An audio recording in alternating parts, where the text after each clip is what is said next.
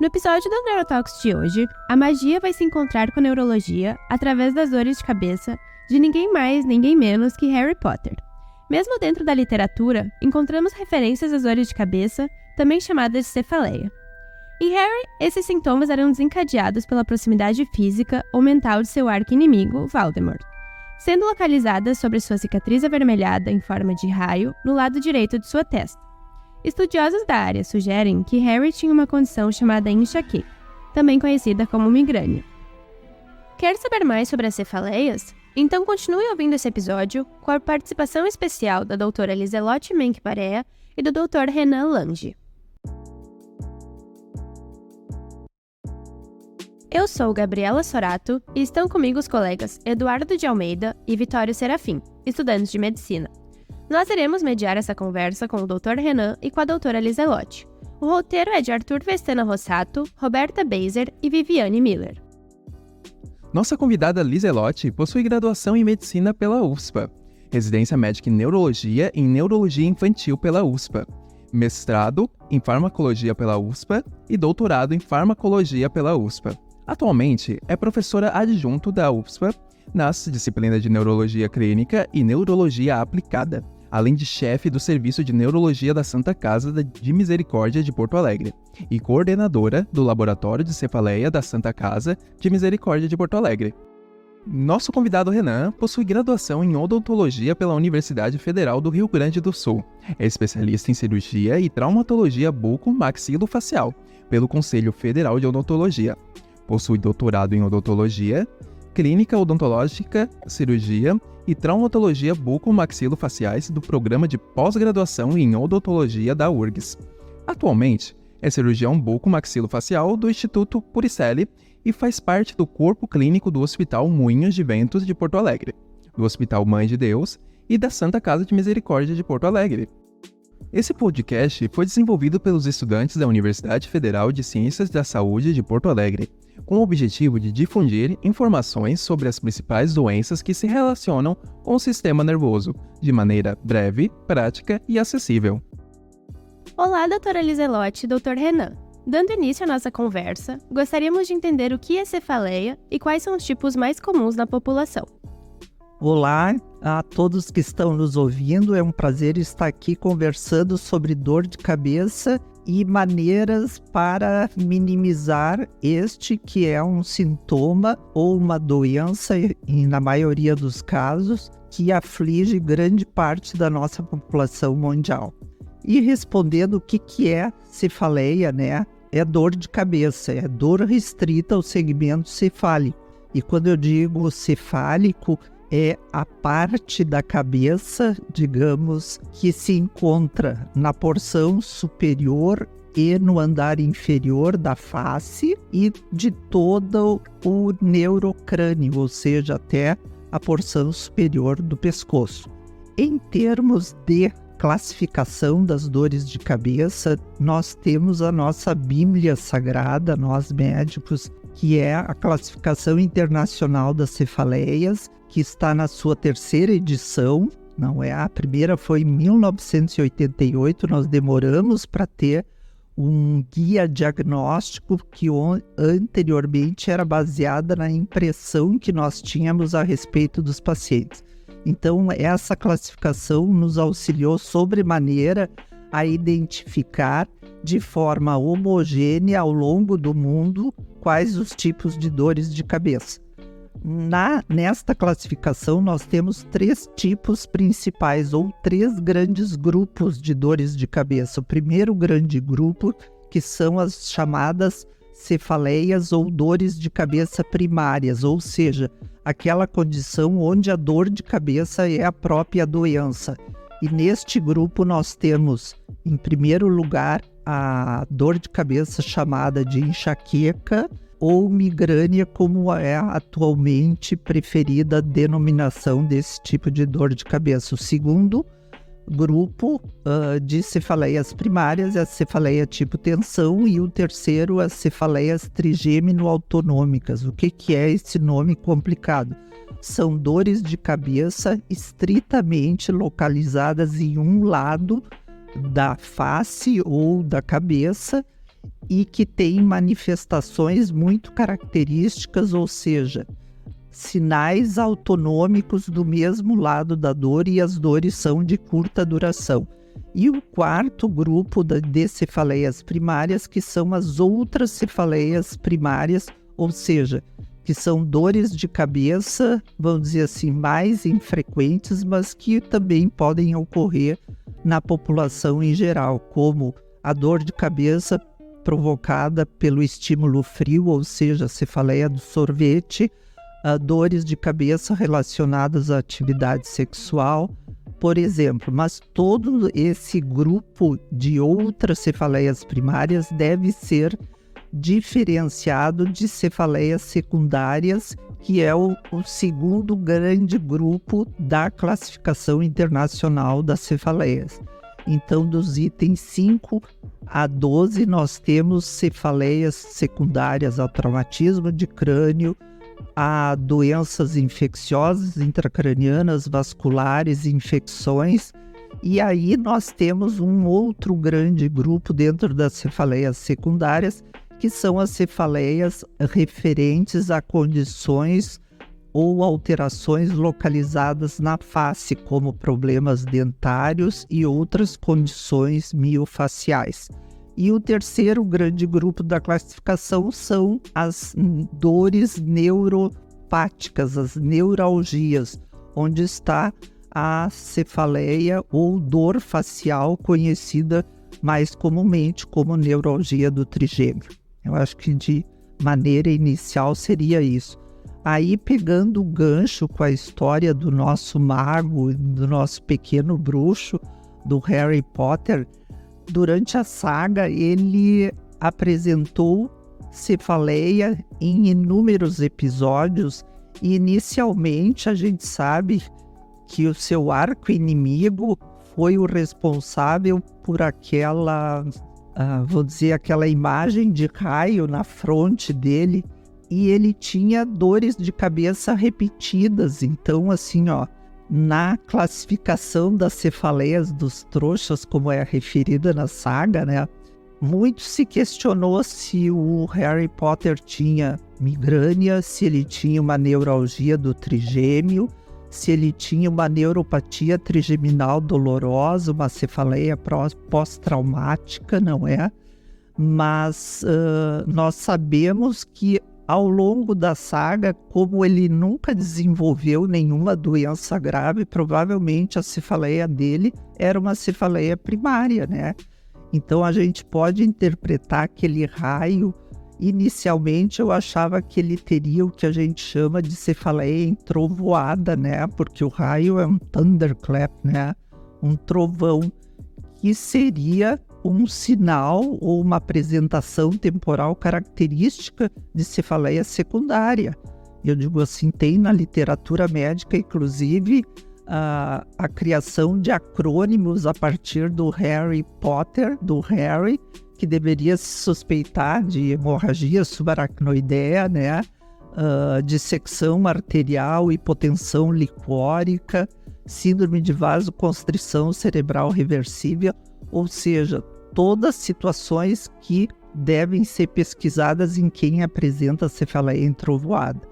Mas realmente, em conclusão, a gente sabe que ele acabou não tendo nenhuma cefaleia secundária, e provavelmente aquele raio poderia ser uma aura visual de uma migrânia, não. Muito bem, e uma outra dúvida muito comum é se existe uma relação entre as dores de cabeça e a área da odontologia. No caso, qual seria essa relação? Olá, tudo bem? Bom, muitas vezes nós não temos noção de que as dores de cabeça também podem ter uma relação com problemas odontológicos. A disfunção da articulação temporomandibular, que é conhecida como DTM, é a causa mais comum de dor não dentária na região da face. A disfunção dessa articulação afeta 5% da população, especialmente mulheres, na faixa dos 30 a 50 anos de idade. De forma geral, o termo DTM abrange inúmeras possíveis alterações associadas aos músculos da mastigação, a articulação da mandíbula com o crânio propriamente dita, ou ambos. Existem alguns sintomas que auxiliam o cirurgião dentista no diagnóstico das DTMs, sendo que a cefaleia é um dos principais sintomas dessa condição. Outros sinais e sintomas das DTM são dor e ruídos na articulação temporomandibular, especialmente ao abrir e fechar a boca, limitação para a abertura da boca e dor durante a mastigação, dor no ouvido, no rosto, no pescoço, bem como zumbido ou sensação de ouvido cheio, que nós chamamos de plenitude auricular. Como eu falei para vocês, as DTMs podem se apresentar com quadros musculares, que é o mais frequente, ou quadros intra-articulares, como por exemplo com a ocorrência de deslocamentos do disco articular dessa articulação, ou processos inflamatórios e degenerativos intra-articulares. Nesse ponto, nós podemos relacionar as alterações odontológicas e as DTMs com a cefaleia.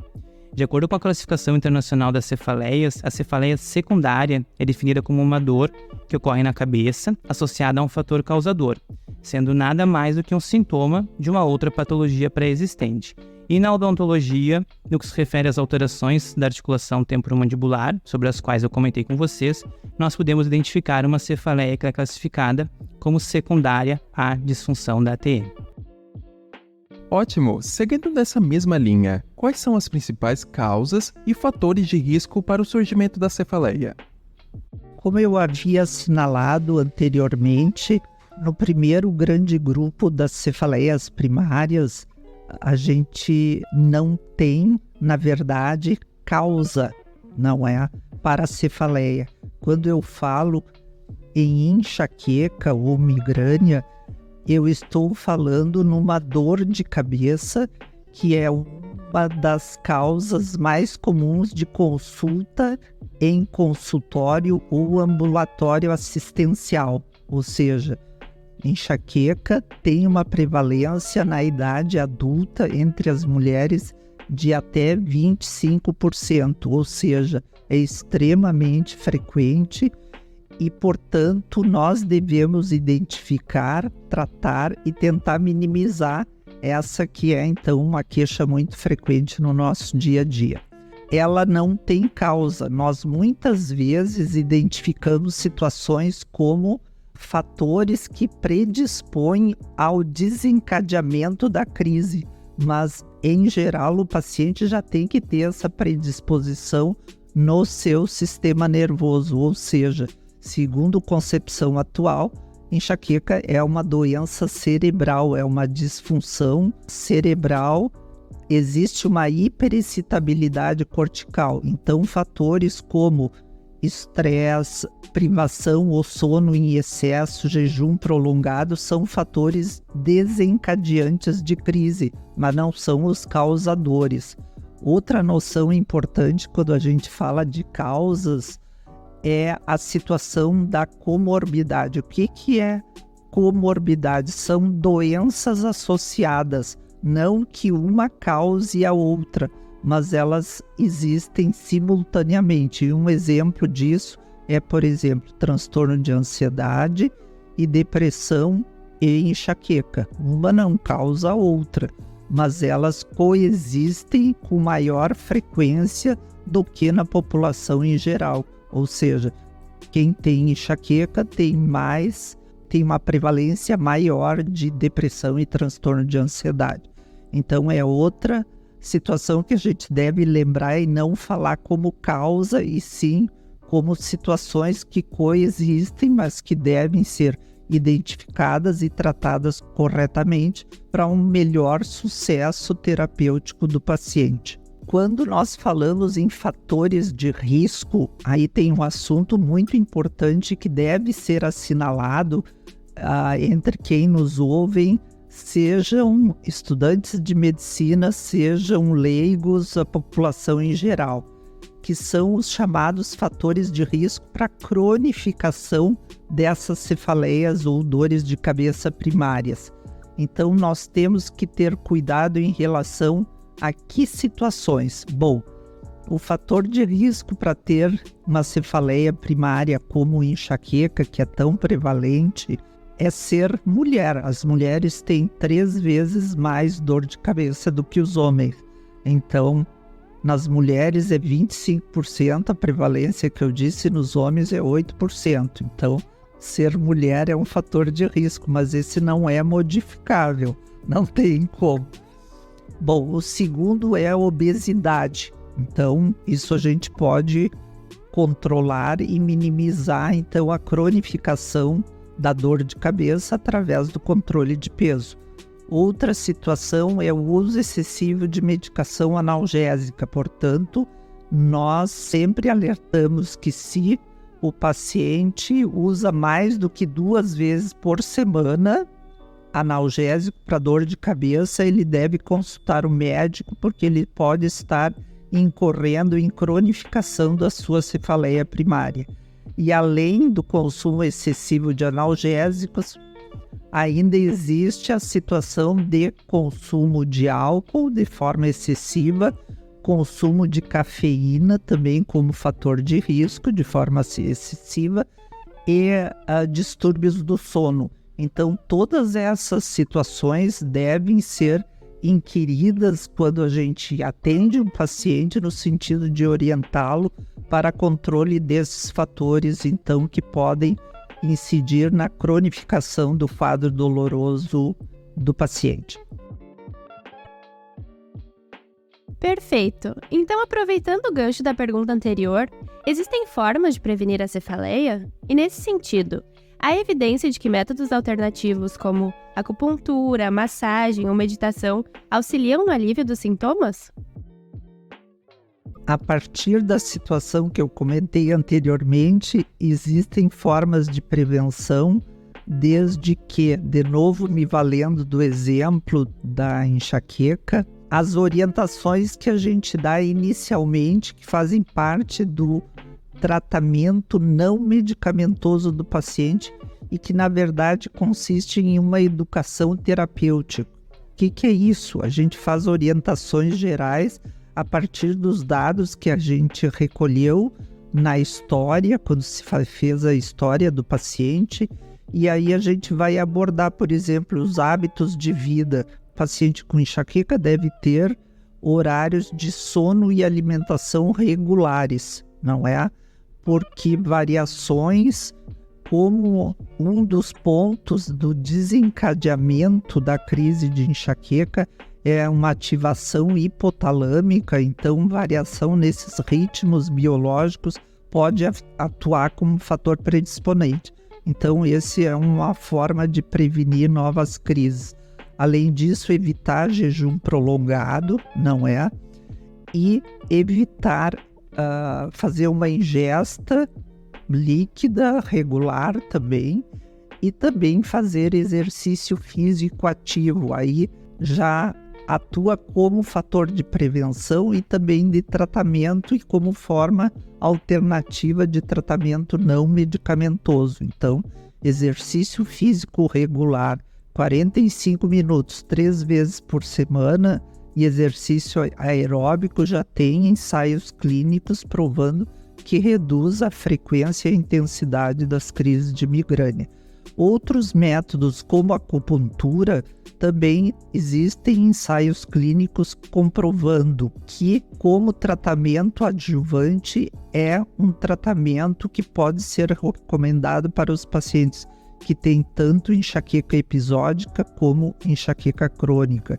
Quando eu falo em enxaqueca crônica, são aqueles pacientes que têm mais que 15 dias por mês de dor de cabeça.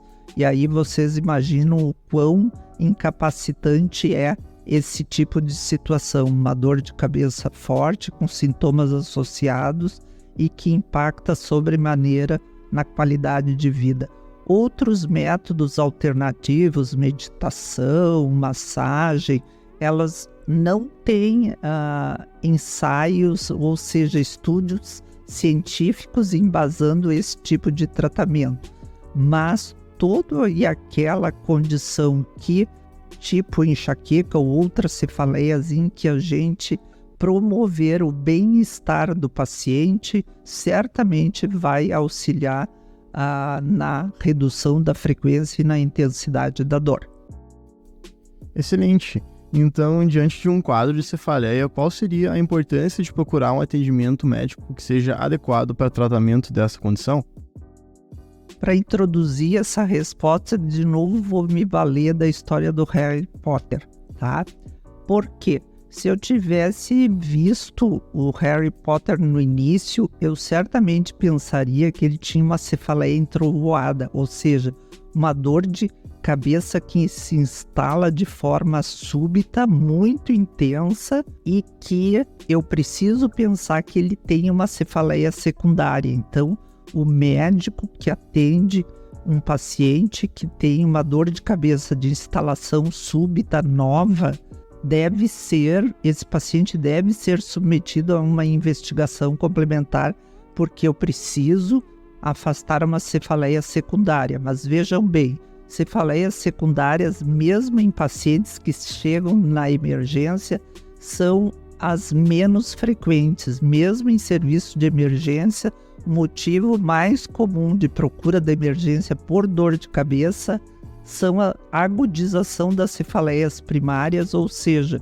é aquela crise de enxaqueca ou cefaleia tipo tensão que o paciente não conseguiu controlar em casa sozinho.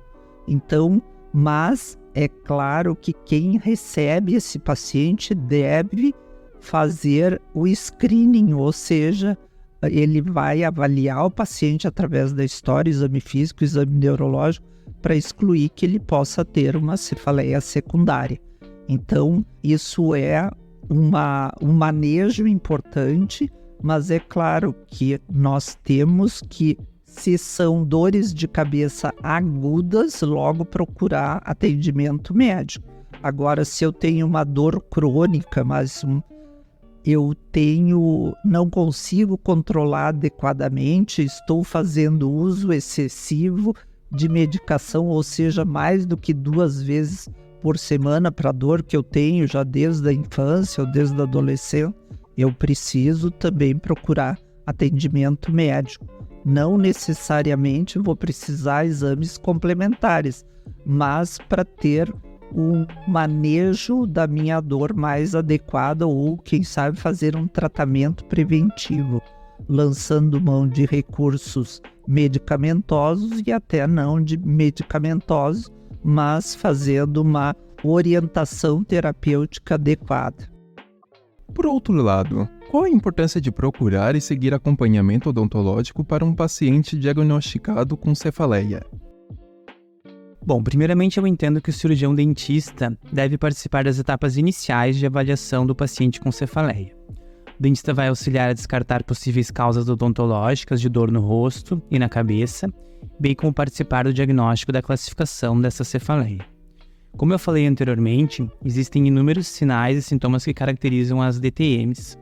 No exame clínico odontológico, nós vamos buscar identificar fatores causadores ou relacionados com essas disfunções da articulação temporomandibular, como, por exemplo, alterações na oclusão dentária ou na mordida, discrepâncias do esqueleto da face, como retrognatia, assimetrias faciais, a presença de restaurações ou próteses mal adaptadas, a ausência de múltiplos elementos dentários, ou inclusive hábitos parafuncionais, como, por exemplo, mascar chicletes, morder lápis, apoiar o queixo com a mão, dentre outros hábitos.